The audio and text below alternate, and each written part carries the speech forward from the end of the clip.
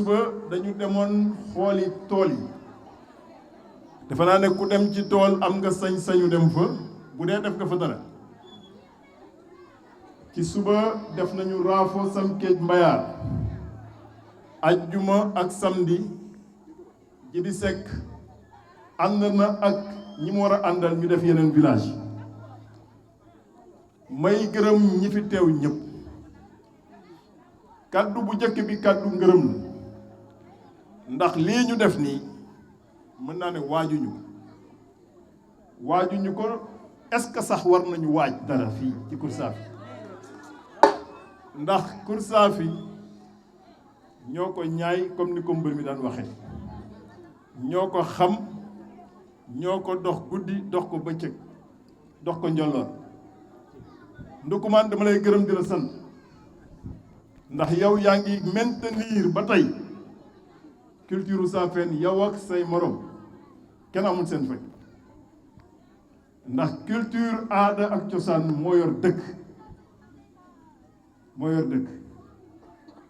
tey jii boo xoolee africain yi bañ leen yóbboo Amérique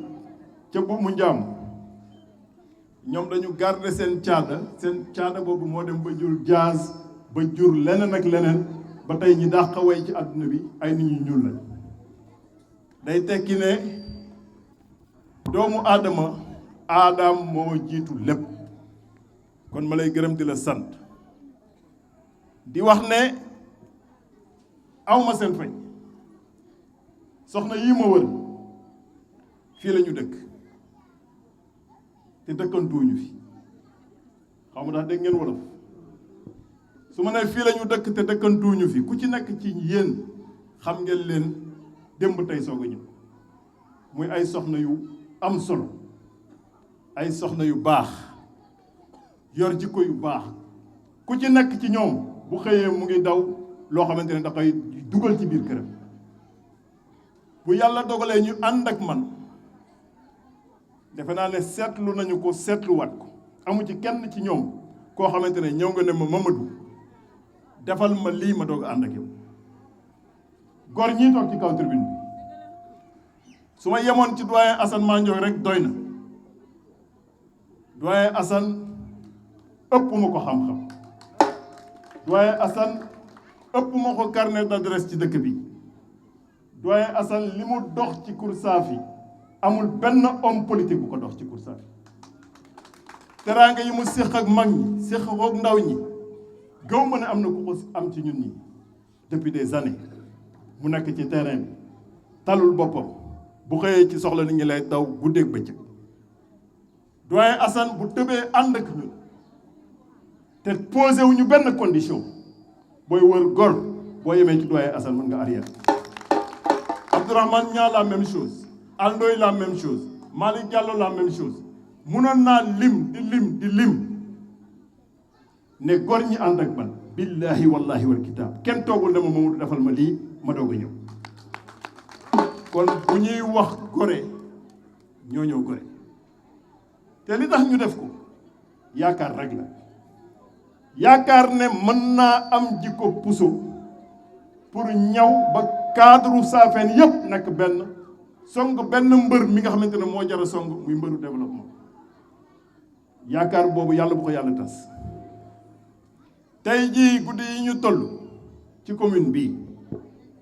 ñetti camp amul ñeenti camp amul juróomi camp amul benn question rek la du ñaar du ñett question bi mooy est-ce que bëgg ngeen li fi nekk continuer waaw wala déet that is the question comme ni ko anglais di waxee question boobu soo ko laajoon ginaar yi sax ñu tontu la keroog dañuy meeting ba mu yàgg ginaar yi ñëw di ñu feccale fële ca ngaaw Ndoukoumane dañuy meeting ba mu yàgg ginaar yi wan ñu ne fekkee booloo leen ci lañ bokk xale yu ndaw yi boo leen laajoon ne leen est-ce que li ñuy nekkee tey ci commune bi war na continuer waaw wala déet ku mu neex nga naan sa café jàkkaarloog sa seetu def say pàcc-pàccal taxaw ne dama d'accord ànd ak ñii pour continuer am nga ci droit waaye droit boobu boo moytul yow rek nga lay engagé te di nga ci wéet ndax sànq sunu kilifa gi yëkkati kàddu sànq détail yooyu mu wax rek moo lay wan ne commune bii ndax commune boo xamante ne mënoo koo rapatrier les registres de l'état civil de Diass indi ko fii ba mag ñi di dem ay ngeexoox yooyu di liggéeyante seeni état civil daf nga ne commune boobu liggéeyul kuy waxal yàlla rek waxuma jëli dossier état civil yi waxuma archive mais aujourd'hui dañ ko war a numériser bu ñu nee numériser waxuñu nag ay tableau Excel di def ay recherche mel ni kuy tànn ceeb su ma nee numériser mooy da ngay dugal turu waa ji rek mu génneel la ñi tudd Mamadou Ndione yëpp di dëkk ci commune bi nga xool ban la ci nga imprimer ko extrait boo demee fële ci Dakar ka yor état civil général bi muy Tanor Ndoye la tudd ndax ñoo jàng Ndole de la Fosse Tanor Ndoye dafa am ay mbokk fii ci Bandia am ay mbokk fii ci Koursaafi damay faral di diisoog moom ci lu bëri xam-xam yu mel noonu boo leen indi woon fii jël borom xam-xam yi jël xale yi en un temps record mën nañ la defaral nga dématérialiser l'état civil boo demoon nag dinañ la wax ne am nañ tableau Excel xale yi jàng tuuti informatique xam nañ ne Excel Word ak logiciel yu sewaan yooyu taxul ñuy wax on parle de la dématérialisation kon bés bu ñu faloo yëpp kori incha allah loolu bokk na ci suñu priorité ndax le maire est l'officier d'état civil yëkkati nga fi sànq affaire éclairage public bokk na ci compétence yi nga xamante ni même buñ ko rëddul mu leer nañ ci code général des collectivités locales bokk na ci li maire yi war a farlu pour mu nekk boo demee sax ci yenn communes yi maire yi ba mooy fay facture Senelec ba ci éclairage public moo am benn système de compensation boo xamante ne maire yi mën na ci liggéey ak Senelec ndax en même temps Senelec war na fay fépp foo xamante ne installé na fa war na fay maire yi kon incha allahu et même en attendant ay Senelec ak yooyu lampadaire solaire yaa ngi fi am na programme bu état bi nas loolu aussi danañ ci xar suñu tànk tubéy laata état di ñëw sax ñu xool fan la ñu mën a def ay lampadaire solaire ndax lampadaire solaire cherul yenn cheraay boo demee sax suñu permanence bële su guddee lampadaire solaire yaa ngi fay tàkk am na wala amul mais nag du lampadaire solaire rek de ku fa ñëw guddi aussi di nga ko digale soit dit en passant beneen bi muy li ñu wax sànq les déchets mbalit dafa bokk ci compétence commune ndax environnement ci compétence commune la mbalitu Diass de à part li ci Baye Fall di góorgóorlu ma koy gërëm di ko sant muy xale bu sawar à part li ci Baye Fall di góorgóorlu est-ce que gis ngeen commune bi def ci benn jéem wax leen ma tontu leen ma waaw boo demee tey commune bu mel ni Sandiara wala bu mel ni Malicounda mairie ya dañuy régler loolu ba commencé ci liggéey pour lëkkaloo pour régler ko définitivement néewuma benn mairie mën na régler loolu mais ay mairie mën nañ ci lëkkaloo di récupérer seen mbalit di ko transformer waxuma gas suul de di ko transformer énergie wala leneen wala di def le tri nécessaire pour que lépp luy caoutchouc lépp luy plastique lépp luy aluminium ñu trier ko mu juraat xaalis créer emploi pour la collectivité locale waaye nag la gaañital ñun xam ne ndax ku fekk centre d'enfouissement technique population yi dem ba d'accord ñu ci ba état bi bàyyi centre d'enfouissement technique nga ñëw fa guddi def ci ay lotissement te mënagoo ci wax nit ñi lu leer ba léegi defe naa ne kooku wax na leen fi mu leen jëmee ëllëg kuy waxal yàlla rek kuy dem demal kuy dem sëy wala seey demal mais li laay war a sori bul sosal Mamadou naan Mamadou daf ma woo ñëw daf ma boddi man boddiwuma kenn dañu woote suñu woote pour changer ku mu ñor kaay ñu changer ku bëgg a fecc beneen musique bu dul changer demal fecc beneen musique bu dul changer te bàyyi fii ma ñëw ci inscription yii rek li ki sama soxna yii def dal na xel yéen a dugg ci kër yi yéen a dugg ci néeg yéen a wax ak xale yi yéen a wax ak mag ñi te ba ngeen koy def wéet bi te lanu inscrire fii ci Renaissance ci ay xale ci ay mag kenn xamul nu mu toll te ñooñu ñëpp fas yéene woteel ni kuy dem demal te bañu kuy dem demal ba loolu ci fekk nga xam ne loolu la waaye ñun fi ñu nekk jàpp fa dur fa jóge mooy fexe ba lii soppee de ñii dem ñëpp nag tontoo bu ñu leen ci question bi mu posé sax léegi la nga gis kenn ne dama ñëw pour changement pour changer ak ñan chauffeur bu dawal pendant plusieurs années eggul fa mu jëm nga ne nañu changer chauffeur mu pointé waat taxaw ne ci laa man maa bëgg a demaat changer chauffeur boobu déjà ña mu àndaloon di changer sax sawaruñu ci ay mbiram muy wëndeelu gisagul ku muy àndal muy wut ay nit yoo xamante ne même bu ñu amee poids symbolique nañ ñëw ànd ak moom kuy dem demal waaye booy dem doo diis gann ni góor ñi li may wax duma ko raay ndax fii laa dëkk fii laa cosaano ku xam dëgg sama wàllu maam bu jigéen bi jur sama yaay di nga xam ne ci biir kër gi ñu bari dañ may làmb dajaguñ ma boo duggee fii danga may daj nga dem mbayaar daj ma nga dem ngaam daj ma nga dem saakir ak daj ma nga dem doglu daj ma nga dem gàndul daj ma ba doyal nga dem buuxu daj ma nga dem paaki daj ma nga dem dagg daj ma nga daj xolpa daj ma nga dem mbayaar daj ma nga dem raafo daj ma nga dem samke daj ma nga dem ciki daj ma ba doyal nga dem bañ nga daj ma nga dem kireen daj ma nga dem doobur daj ma nga ñëw ges lu ko daj ma ba doyal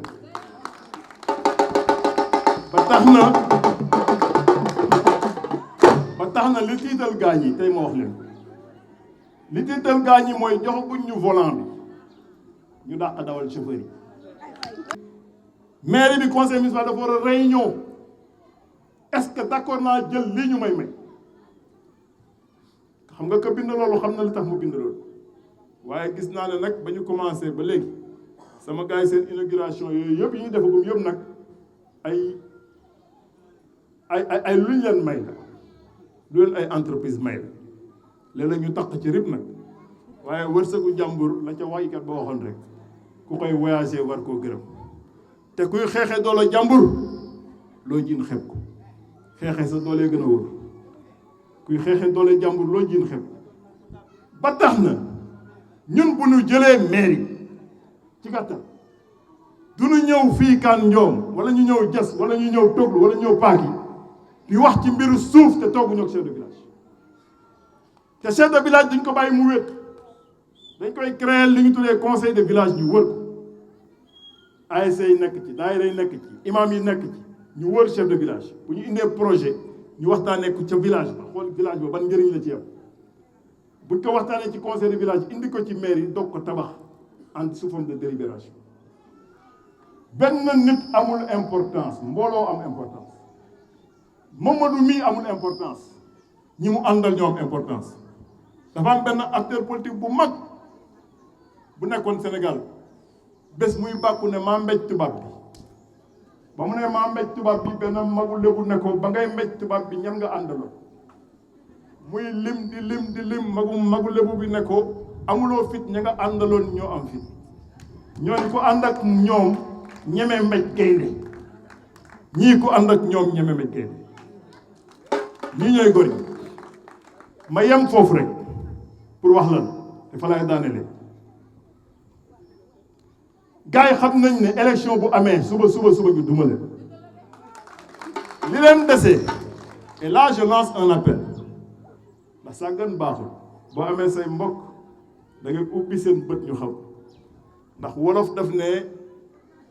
ku lekkul dëwlin sa gémmañ bu nii ne ñàkk nga fayda ma bàyyi sama liggéey ndax Olof Njaay dafa ne lu ko jar a ko jar lu ko jarul jaru ko te DG Mamadou Ndione chaque jour dama naan daf ma jaral lu ne su gasoon pax tey bu mu xool dugal ma ci damay dem fekk ji ko chaque jour may wax ne man damaa jënd samay paan teg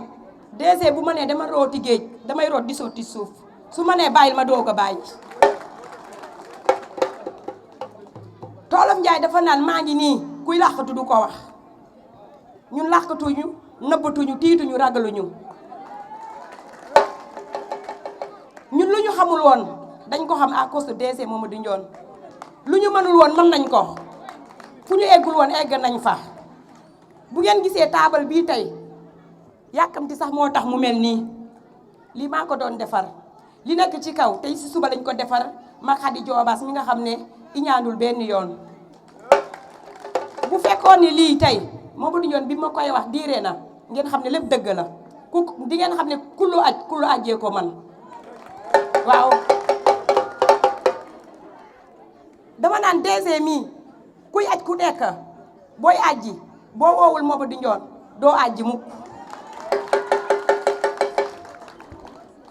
Mamadou Ndione dafa nekk nit koo xam ne li muy def daf ko bëgg te caaxaanewu ko foowewu ko te maslaa boo xam ne def intérêt moo tax déedéet day def te yàlla tax ak bëgg waa commune-am ma dama ci xam dara DG Mamadou Ndione li ma gën a neex ci moom mooy que ne DG mu ngi si jàkk yi jumaa yi robinet yi courant yi xale yi jàng moom waxaalewu ma leen sax ndax boo leen xoolee kii bii tey Dabaa 13 personnes fayal nañ leen si année bi ku si nekk année bi ba mujjee man sama doom ci la bokk lu ma xamul duma ko wax lu dëgg duma ko wax te nit booy volontaire si loo xam ne boo élégué di nga ci am dara ma leen di wax si séeréer ne fam fa na ñàkk de woojo xot di yono waxtu woojo day di ñàkk de woojo de Kandam. Je tiens d'abord à saluer toutes les personnes présentes ici dans cette auguste assemblée. Je remercie le directeur général du COSEC, M. Mamadou Ndione, notre futur maire. C'est un immense plaisir d'avoir l'opportunité de pouvoir parler ici, dans ce magnifique quartier qui est Renaissance, qui illustre son nom, annonciatrice d'une nouvelle ère, en faisant renaître Diass de ses cendres. Oui, une nouvelle ère est en vue avec les femmes dévouées, respectueuses, intègres, des femmes de valeur, intrépides,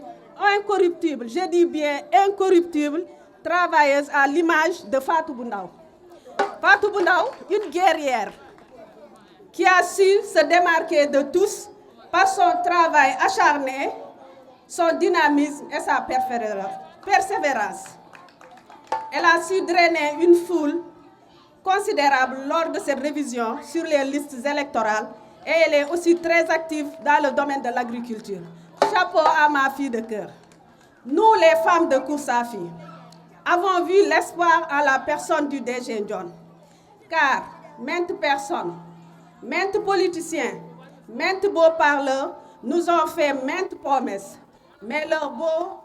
discours n'est que poudre perlimpinpin, à l'exception du DG Ndione. Le directeur général du COSEC, étant un grand visionnaire et un économiste chevronné, a parfaitement conscience que l'accès au développement ne peut pas se faire sans les femmes, qui sont les moteurs et le gouvernail de la société. Donc, la circonstance qui nous a réunis aujourd'hui est une circonstance heureuse. Il s'agit de présenter un choix, le bon choix d'ailleurs, le choix de la grande coalition gagnante portée par les braves femmes de la commune, comme Mme Maimouna Diop. Ce choix, c'est le directeur général du COSEC, M. Mamadou Ndione.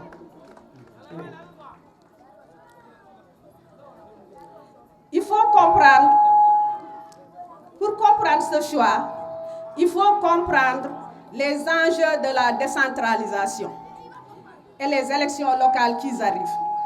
La décentralisation, c'est de mieux prendre en charge les questions de développement de sa commune. Le défi qui se pose ici est partout le même, c'est-à-dire trouver un homme qui connaît les enjeux de développement de sa commune. Un homme prêt à aider sa population. La chance que nous avons est que le DG a toutes ses qualités. La preuve, c'est la place qu'il a donnée à la femme dans sa coalition. La femme est au devant et à la fin du développement. Ce que vous avez fait pour les femmes DG est plus qu'honorable. Vous nous avez formés dans différents domaines d'activité. Vous avez financé les GIE, vous avez donné des bourses aux enfants, des récompenses aux bacheliers, des fournitures scolaires aux enfants. Ce que le DG a fait montre suffisamment qu'il est le candidat de l'espoir. Au nom de toutes les femmes de la grande coalition, je tiens à vous témoigner notre profonde gratitude. Donc, je serai obligée d'écourter mon discours. Donc, au soir du 23 janvier 2022, à 18h18, 18 secondes, nous gagnerons largement ces élections avec 80% des voix, Inch'Allah. Et rien ne sera plus comme avant.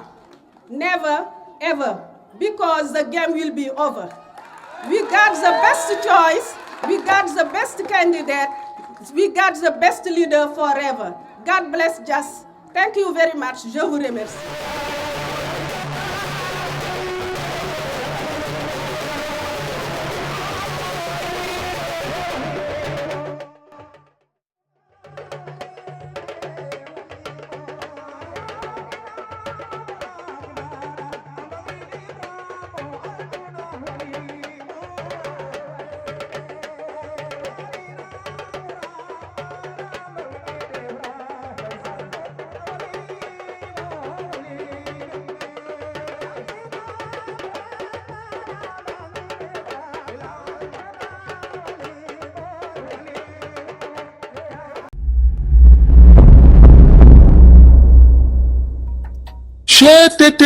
mais yow sa waay yow fu ñu la fekk yaa ngi ci kanamu ordinateur bi wala sa kanamu tablette ba sa téléphone portable lu xew mais damay lire ay information